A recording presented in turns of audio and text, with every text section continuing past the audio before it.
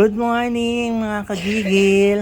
Ay, oh, siguro alam nyo na, ang walang kamatayan. Ilang araw na kasi akong hindi nakapamalengke, no? So, kung ano na yung nasa ref, at malapit nang masira, yun ang gagawin kung ano para meron tayong ulam. Ito ang nakita ko, no? Mga gulay.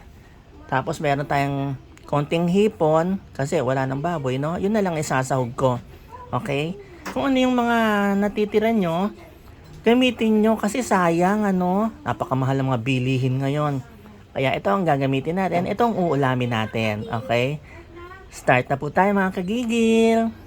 Yan, mga kagigil, start na po tayo mag-isa.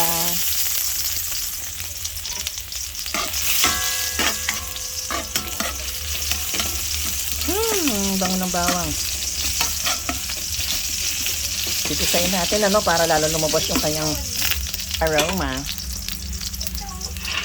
Lagyan na natin ang sibuyas at kamatis.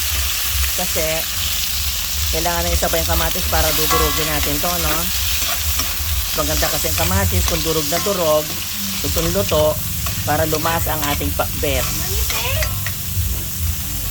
Pabayaan lang muna natin, no? Yan.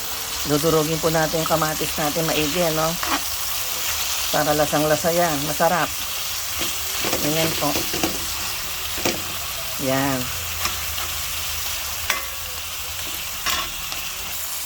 Ayan, mga kagigil, ano?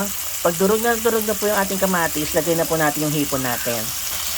Yan, yung pansahog natin.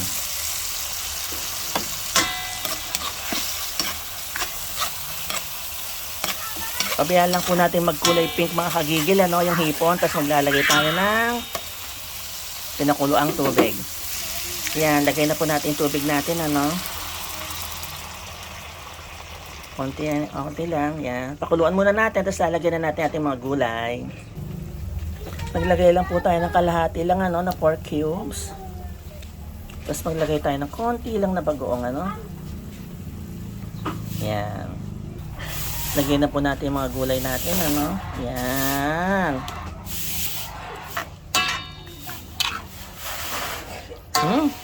Naamoy ko yung bagoong.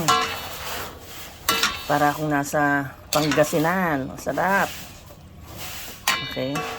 Simmer lang muna po yan. May nakita akong tirang danggit, no? Ilagay ko na rin.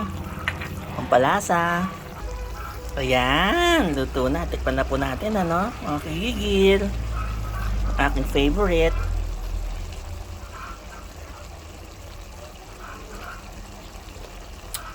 Ay my God, as always, napakasarap.